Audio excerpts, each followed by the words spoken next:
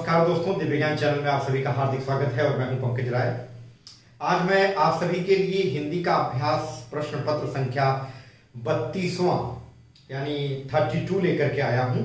यह practice paper set, जैसा कि मैं हमेशा बताता हूं कि आपको सीटेट की परीक्षा देनी है या टेट की परीक्षा देनी है, लेखपाल की परीक्षा देनी है या यूपीएसआई की परीक्षा देनी है, इन सभी परीक्षाओं के लिए बहुत ही उपयोगी है। तो प्लीज आपसे रिक्वेस्ट है, सजेशन है आपके लिए कि आप इसे लास्ट तक देखें।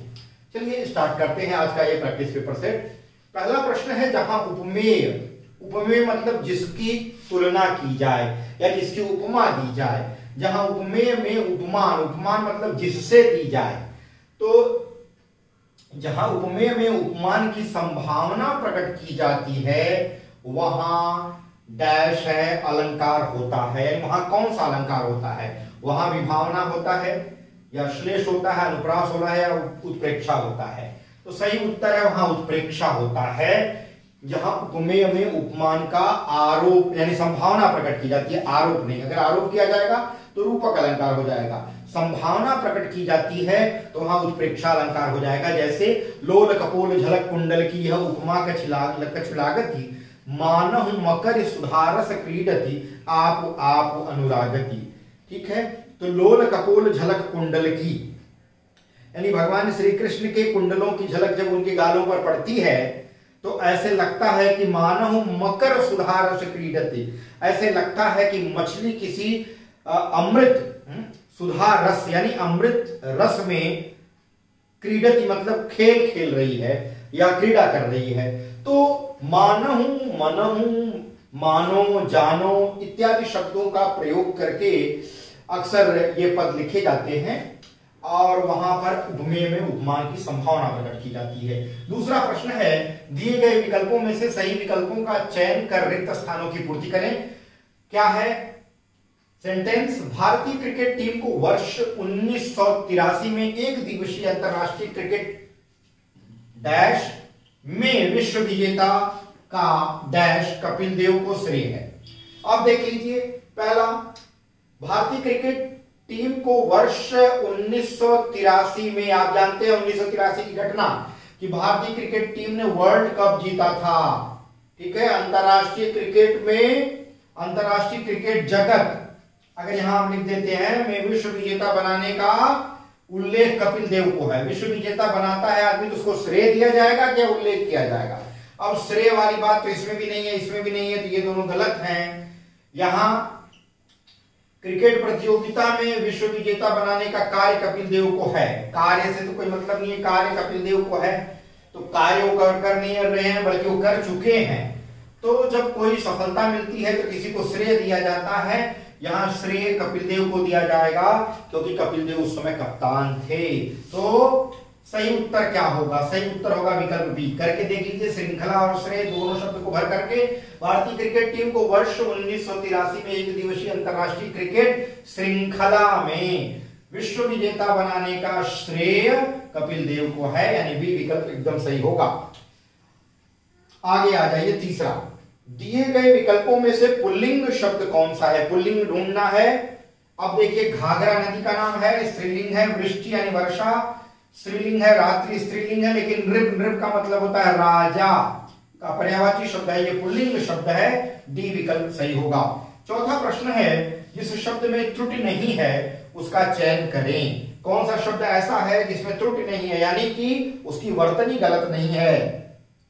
छत्री छाया, छत्री छाया नहीं होता, छत्र छाया होता है। हम बोलते क्या है? छत्र छाया, हम आपकी छत्र छाया में रहेंगे।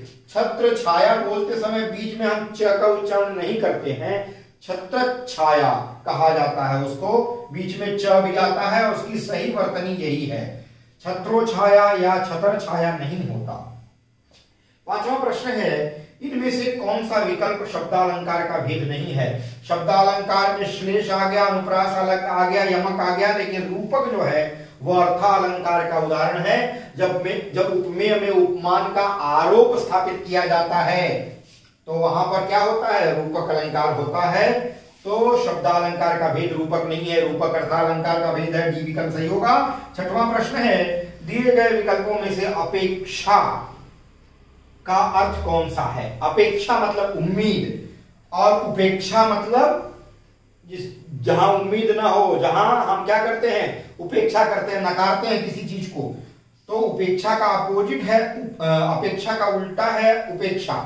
अपेक्षा का अर्थ पूछ रहा है, तो अंधकार अपेक्षा का अर्थ नहीं होता, उपेक्षा भी नहीं होता, स्निग्ध नहीं होता। स्निग्ध मतलब चिकना या मुलायम, सॉफ्ट को हम स्निग्ध कहते हैं।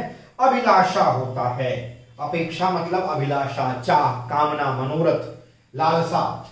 आगे आ जाइए 7वां प्रश्न। भारत की सबसे चौड़ी नदी ब्रह्मपुत्र तथा सबसे लंबी नदी, सबसे लंबी, सबसे चौड़ी नदी ब्रह्मपुत्र और सबसे लंबी नदी गंगा है। वाक्य में प्रयुक्त शब्द सबसे क्या है? यहां देखिए दो जगह सबसे प्रयोग किया गया है।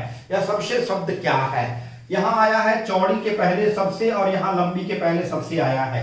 दोनों जगह सबसे आया है। चौड़ी और लंबी ये दोनों शब्द जो हैं विशेषता प्रकट करने के लिए किए जाते हैं, और ये दोनों गंगा और ब्रह्मपुत्र, इन दोनों नदियों के विशेषता बता रहे हैं, चौड़ी और लंबी। लेकिन चौड़ी लंबी ये विशेषण शब्द है, और इनके भी पहले क्या आया है? सबसे। तो जब किसी विशेषण शब्द की भी विशेषता बताई जाती है तो उसको हम कहते हैं प्रविशेषण। चौड़ी और लंबी शब्द दो संज्ञा शब्दों की विशेषता बता रहे हैं, ब्रह्मपुत्र और गंगा। ये दोनों संज्ञा शब्द है, व्यक्तिवाचक संज्ञा, क्योंकि विशेष नदियों के नाम हैं। ठीक है, तो संज्ञा शब्दों की विशेषता बताने वाले या सर्वनाम शब्दों की विशेषता बताने वाले शब्दों को हम विशेषण कहते हैं। लेकिन चौड़ी और लंबी ये दोनों विशेषण हैं। सबसे शब्द विशेषण नहीं है बल्कि प्रविशेषण है, क्योंकि यह विशेषण की भी विशेषता बता रहा है। अगला प्रश्न देखेंगे 8वां। दिए गए वाक्यों में त्रुटिहीन वाक्य कौन सा है? त्रुटिहीन का मतलब है जिसमें त्रुटि ना हो, गलती ना हो। कौन सा ऐसा वाक्य है जिसमें गलती नहीं है? शरीर पर ताकत होनी चाहिए, शरीर पर ताकत होनी चाहिए, नहीं, ये वाक्य गलत है। यहां जो पर लगाया गया है वो गलत लगाया गया है। आगे आ जाइए बी, शरीर से ताकत होनी चाहिए, यहां से भी गलत लगाया गया है। शरीर के अंदर ताकत होनी चाहिए। ठीक है, तो क्या शरीर के बाहर नहीं होनी चाहिए? ठीक है, अंदर ही ताकत रहेगी, तो ये सेंस सही नहीं दे रहा है। डी विकल्प देखिए, शरीर में ताकत होनी चाहिए, ये सही है, शरीर में ताकत होनी चाहिए, तो डी विकल्प सही होगा। और यह त्रुटिहीन है, इसमें कोई गलती नहीं है, बिल्कुल शुद्ध वाक्य है। 9वां प्रश्न देख लेते हैं। दिए गए विकल्पों में से कौन सा विकल्प सब्ज बाग दिखाना, सब्ज बाग दिखाना मुहावरे का अर्थ दर्शाता है? सब्ज बाग दिखाना का मतलब है झूठे फूटे वादे करना, यानी लंबी चौड़ी हाँकना। ठीक है, आजकल नेता लोग आप देख रहे हैं, तमाम सारी रैलियां चल रही हैं, हर एक पार्टी के बड़े बड़े नेता लोग बिहार में आजकल आ रहे हैं। बिहार में आप जान रहे हैं विधानसभा चुनाव चल रहा है, तो वहां पर बहुत सारे बड़े बड़े नेतागण सब्ज बाग दिखा रहे हैं, यानी झूठे वादे करना। ठीक है, कोई कह रहा है हम इतने लाख लोगों को नौकरियां देंगे, कोई कुछ वादे कर रहा है, तो ये सब झूठे वादे हैं, इसको हम कहते हैं सब्ज बाग दिखाना। ठीक है, अगर ऐसा ही रहता तो आजादी के बाद से आज तक, अब तक बिहार कहां से कहां पहुंच गया होगा। तो सब्ज बाग दिखाना मुहावरे का अर्थ क्या होगा? झूठे वादे करना। सब्जियों के बाग दिखाना, ये तो शाब्दिक अर्थ हम निकाल सकते हैं। हिम्मत बंधाना नहीं, हरे भरे उद्यानों की सैर करना। मुहावरे जो होते हैं वो वाक्यांश होते हैं और उनका विशेष अर्थ होता है, उनका शाब्दिक अर्थ नहीं लिया जाता। आगे आ जाइए, एक विशेष अर्थ के नाते वो प्रयोग किए जाते हैं। 10वां प्रश्न देखेंगे। अवनी का विरुद्धार्थी शब्द कौन सा है? अवनी, ठीक है, अवनी का मतलब जानते हैं अब क्या होती है? पृथ्वी का पर्यायवाची शब्द है, और इसका विलोम पूछ रहा है, विरुद्धार्थी शब्द क्या होगा? अंबर। अवनी का अंबर। अब 11वें प्रश्न से आगे चलिए इस श्रृंखला के प्रश्नों को देख लेते हैं। 11वां प्रश्न है, पुराने रीति रिवाजों में जकड़ा होना पर आधारित मुहावरा दिए गए विकल्पों में से कौन सा विकल्प है? पुराने रीति रिवाजों में जकड़ा होना, मक्खी पर मक्खी मारना, नहीं, गलत है। सीधी राह चलना, नहीं। पुराने रीति रिवाजों में जकड़ा होना, ये एक शाब्दिक अर्थ निकाला जा सकता है। ठीक है, सीधी राह चलना। ढाक के 3 पात, नहीं। लकीर का फकीर, ये जो मुहावरा है उसका जो अर्थ होता है वो पुराने रीति रिवाजों में जकड़ा होना, मतलब लकीर का फकीर होना। डी विकल्प सही होगा। 12वां प्रश्न है, दिए गए विकल्पों में से स्त्रीलिंग शब्द कौन सा है? स्त्रीलिंग ढूंढना है। पुदीना जो है वह पुल्लिंग है, भ्रमर पुल्लिंग है, चूल्हा पुल्लिंग है, लेकिन काया जो है वह स्त्रीलिंग शब्द है। 13वां प्रश्न है काठ की हांडी बार बार नहीं चढ़ती का आशय है। काठ की हांडी बार बार नहीं चढ़ती अर्थात किसी के साथ हम छल कपट का व्यवहार बहुत लंबे समय तक नहीं कर सकते, तो कौन सा विकल्प सही होगा? बी विकल्प। 14वां प्रश्न है लिखित भाषा में हम अपने विचार लिखकर प्रकट करते हैं, वाक्य में काल होगा सामान्य भूतकाल, सामान्य वर्तमान काल, पूर्ण वर्तमान काल या संभाव्य भविष्यत काल। प्रश्न क्या है? लिखित भाषा में हम अपने विचार लिखकर प्रकट करते हैं। अब यहां लिखा गया है प्रकट करते हैं, इससे पता चल रहा है कि यह सामान्य या वर्तमान काल में साधारण ढंग से बात कही गई है, तो यह सामान्य वर्तमान काल होगा, सामान्य भूतकाल नहीं होगा। हम करते थे नहीं लिखा गया है या हमने किया नहीं लिखा गया है, बात वर्तमान में चलने की बात की जा रही है। यह पूर्ण वर्तमान काल भी नहीं है, ठीक है। पूर्ण वर्तमान काल में लिखित भाषा में हम अपने विचार लिखकर प्रकट कर चुके हैं, इस तरह का लिखा जाता तो पूर्ण वर्तमान काल हो जाता, जिसको हम आसन्न भूतकाल भी कहते हैं। संभाव्य भविष्यत काल में क्या होगा? शायद आज वर्षा होगी, इस तरह का वाक्य होगा जहां पर एक संभावना जताई जाती है भविष्य में किसी क्रिया के होने की, वहां पर संभाव्य भविष्य काल होता है, तो इसलिए क्या होगा? यहाँ पर सामान्य वर्तमान काल होगा, भी विकल्प सही होगा। 15वां प्रश्न है मैं तो चंद्र खिलौना लाया हूं, पंक्ति में कौन सा अलंकार है? अब यहां देखिए चंद्र खिलौना, यहां चंद्र सा खिलौना नहीं कहा जाता है, बल्कि कहा जा रहा है चंद्र खिलौना, ठीक है। खिलौना, अब यहां चंद्रमा को ही खिलौना मान लिया गया है, ठीक है। चंद्र खिलौना, चांद को ही खिलौना बोल दिया गया है, तो जहां उपमे में उपमान का आरोप होता है वहां पर क्या होता है? रूपक अलंकार होता है, सी विकल्प सही होगा। 16वां प्रश्न है दिए गए विकल्पों में से सही का चयन कर रिक्त स्थान की पूर्ति करें। क्या है वाक्य? यह रास्ता रिक्त स्थान है सावधानी पूर्वक चलें। यह रास्ता अनुमोदन तो होगा नहीं, किसी का अनुमोदन किया जाता है। अवाई नहीं होगा, ऋण नहीं हो सकता, यह रास्ता ऋण है, गलत है। यह रास्ता दुर्गम है, दुर्गम का मतलब जहां जाना कठिन हो, यानी यह रास्ता बड़ा कठिन है, सावधानी पूर्वक चले। 17वां प्रश्न है ऊर्ध्व, ऊर्ध्व का मतलब होता है ऊपर की ओर या ऊपर उठना। ऊर्ध्व शब्द के सही विलोम का चयन कीजिए। ऊर्ध्व का विलोम यानी ऊर्ध्व मतलब ऊपर, तो उसका विलोम क्या होगा? अध मतलब नीचे, ठीक। तो ऊर्ध्व का विलोम शब्द क्या हो जाएगा? अध, ए विकल्प सही होगा। 18वां प्रश्न देख लेते हैं किस वर्ष में लॉर्ड विलियम बेंटिक ने अंग्रेजी शिक्षा एक्ट को लागू कराया था? तो ए विकल्प सही है, 1835 में लॉर्ड विलियम बेंटिक ने अंग्रेजी शिक्षा एक्ट लागू कराया था। 19वां प्रश्न है दिए गए विकल्पों में से स्वागत का विच्छेद क्या होगा? स्वागत का विच्छेद, स्वागत का विच्छेद होता है सु जमा आगत। यहां स में जो उ लगा है, उ के बाद एक स जातीय स्वर या उ के बाद वही स्वर फिर से नहीं आना चाहिए। अगर कोई भिन्न स्वर आ रहा है तो इस उ या दीर्घ उ का व हो जाता है। अब वो व आधा व होगा, ठीक है। अब इस व में, ठीक है, जब ये आ मिलेगा तो ये पूरा क्या हो जाएगा? ये स तो आधा हो जाएगा, ये व आएगा उ की जगह पर। व क्या है? व्यंजन है, इसलिए स में मिल करके ये मिल नहीं सकता, अलग से लिखा जाएगा, आधा लिखा जाएगा। लेकिन ये आगत का आ जब मिलेगा तो इस व को पूरा कर देगा, स्वा और गत हो जाएगा, ठीक है। बी विकल्प सही है। 20वां प्रश्न है भारत की खोज किसकी कृति है? भारत की खोज जो है वो जवाहरलाल नेहरू की कृति है, सी विकल्प सही होगा। अब 21वें प्रश्न से लेकर के 30वें प्रश्नों, बाकी के प्रश्नों को देखते हैं। प्रश्न संख्या 21। 21वां प्रश्न है उसकी दृष्टि में वह कभी इतने आदर और स्नेह के गैप दिया हुआ है न थी। दिए गए विकल्पों में से सही का चयन कर रिक्त स्थान की पूर्ति करें। उसकी दृष्टि में वह कभी इतने आदर और स्नेह के क्या वंचित न थी, विरुद्ध न थी, अघोष न थी। सबसे सही क्या बैठेगा यहां पर फिट? योग्य। उसकी दृष्टि में वह कभी इतने आदर और स्नेह के योग्य न थी, तो यहां भी विकल्प सही होगा। 22वां प्रश्न है, काकपद का उपयोग कब होता है? काकपद का उपयोग वाक्य के बीच में विराम लेने पर? नहीं, गलत है। वाक्य के बीच में विराम लेने पर अल्प विराम और अर्धविराम का प्रयोग किया जाता है। बार बार एक ही बात के लिए नहीं, वहां योजक चिन्ह का प्रयोग होता है। शोक प्रकट करने के लिए नहीं, इसका प्रयोग होता है छूटे हुए अंश के लिए काकपद का प्रयोग किया जाता है, याद रखिए। डी विकल्प सही होगा। 23वां प्रश्न है, अग्नि परीक्षा किस रचनाकार की कृति है? तो अग्नि परीक्षा आचार्य तुलसी की कृति है। ये वो वाले तुलसी नहीं है, गोस्वामी तुलसीदास।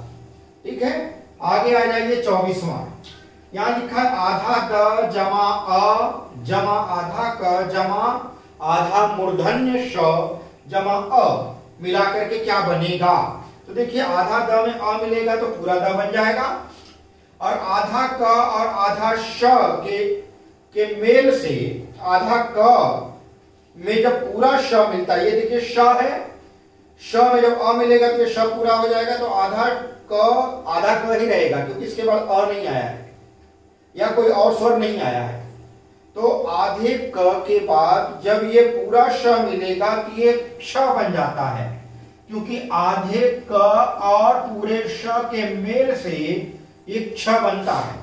ये पूरे श में अ निकल गया, यानी ये पूरा श बन गया। अगर अ मिल जाएगा तो ये संयुक्त व्यंजन बनता है। संयुक्त व्यंजन क्या है? क्ष, आधा क और श से। तो दक्ष, दक्ष कौन सा विकल्प है? सी। 25वां प्रश्न है, ब्राह्मण शब्द के शुद्ध रूप का चयन करें।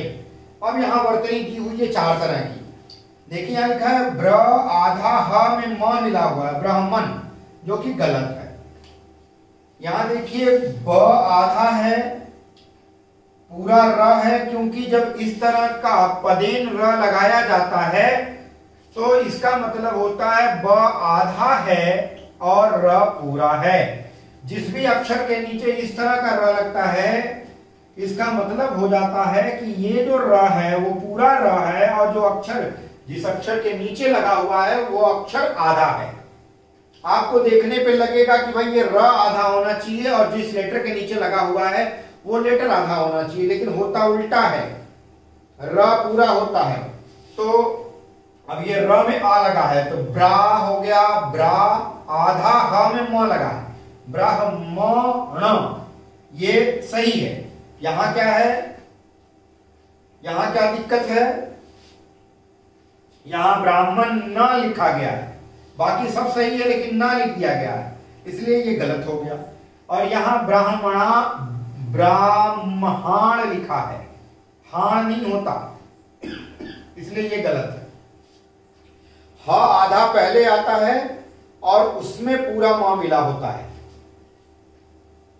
ह ये आधा है, याद रखिए। ब्राह्मण की वर्तनी में ह बीच में आधा आता है, म पूरा होता है। इसको मानक हिंदी के अनुसार अगर लिखेंगे तो ऐसे लिखेंगे, ब्राह्मण। देखिए ऐसा लिखा भी आ रहा है आजकल, ये पुरानी शैली में लिखा हुआ है। 26वां प्रश्न है, रश्मिरथी के रचयिता कौन है? रश्मिरथी रामधारी सिंह दिनकर की एक बहुत ही प्रसिद्ध रचना है। आगे देख लीजिए 27वां, गरीब घर के लोग का जीवन दयनीय होता है। वाक्य में रेखांकित शब्दों के वचन बदलिए। अब देखिए, घर का तो वचन बदल करके घरों हो जाएगा, लेकिन लोग का वचन नहीं बदलता, लोग ही होगा। तो यह विकल्प कौन सा सही हो जाएगा? ए सही हो जाएगा। जबकि आम बोलचाल के प्रचलन में लोग क्या बोलते हैं? लोग को बहुवचन बना के लोगों बोलते हैं। ठीक है, ऐसा एक नीचे दिया हुआ भी है। आगे 28वां देख लीजिए, आपको लगेगा घरों और लोगों सही होना चाहिए। ठीक है, गरीब घरों के लोगों का जीवन दयनीय होता है। ठीक है, लगेगा डी विकल्प सही है, पर शुद्ध रूप से ए विकल्प सही है। आगे देख लीजिए 28वां, अवगाहन का समानार्थी शब्द है स्वागत करना, जाना या आसन या छानबीन। तो समानार्थी अवगाहन का होता है छानबीन करना। 29वां प्रश्न है, चंद रुपए बचाने के चक्कर में कई लोगों को, अब यहां देखिए लोगों का प्रयोग किया गया है, वहां मैं लोग बोल रहा था, शर्मसार होना पड़ता है। इस वाक्य में प्रयुक्त विशेषण का भेद पहचानिए। अब देखिए यहां जो लोगों लिखा है, रुपए लिखा है, ये संज्ञा शब्द है। इनके सामने क्या आया है, चंद रुपए और कई लोगों। तो चंद और कई, अगर हम कई को भी देखेंगे तो ये संज्ञा शब्द की विशेषता बता रहा है। और लोग जो शब्द है वह संख्यावाची शब्द है, यानी इसको गिना जा सकता है। लेकिन कई लोगों या कुछ लोगों ऐसा लिखा गया है, इसका मतलब है निश्चित संख्या नहीं बताई जा रही है, तो अनिश्चित संख्या बताई जा रही है। इसी तरह से रुपए, चंद रुपए लिखा गया है, चंद रुपए, कुछ रुपए, थोड़े रुपए, तो इससे भी पता नहीं चलता है कि एक्चुअल में कितने रुपए की बात की जा रही है। तो ये किसमें आ जाएगा, अनिश्चित संख्यावाचक में आ जाएगा, डी विकल्प सही होगा। ये विभाग बोधक तो होगा नहीं, निश्चित संख्या तो बता नहीं रहा है कि निश्चित संख्यावाचक होगा, और परिमाण यानी मापतौल की बात ही नहीं की जा रही है, तो सी विकल्प भी नहीं होगा। ठीक है, तो चंद रुपए बचाने के चक्कर में कई लोगों को शर्मसार होना पड़ता है। इस वाक्य में प्रयुक्त विशेषण, इस वाक्य में जो विशेषण प्रयोग किए गए हैं उनका भेद पहचानिए, तो इनका भेद हो जाएगा अनिश्चित संख्यावाचक। 30वां प्रश्न और अंतिम प्रश्न आज की श्रृंखला के देख लेते हैं। आग की हंसी काव्य संग्रह के लिए किस साहित्यकार को वर्ष 2015 में 15 के साहित्य अकादमी पुरस्कार से सम्मानित किया गया था? तो आग की हंसी जो रचना है वो रामनरेश मिश्र की है, याद रखिएगा, याद करने वाली चीज है। और इनको इस रचना के लिए 2015 में साहित्य अकादमी पुरस्कार मिला था। मित्रों, आज का प्रश्न पेपर सेट यानी क्वेश्चन पेपर सेट यहीं खत्म होता है। 30 प्रश्नों को मैं लेकर के संकलित करके आपके सामने उपस्थित हुआ था। मुझे उम्मीद ही नहीं बल्कि पूर्ण विश्वास है कि आप इस श्रृंखला को अवश्य पसंद करेंगे और मेरा मनोबल बढ़ाने के लिए इसे ज्यादा से ज्यादा लाइक करेंगे, अपने दोस्तों मित्रों सगे संबंधियों तक इस वीडियो को जरूर शेयर करेंगे। अगले वीडियो में एक नए विषय के साथ मैं फिर मिलूंगा, तब तक के लिए बहुत बहुत धन्यवाद।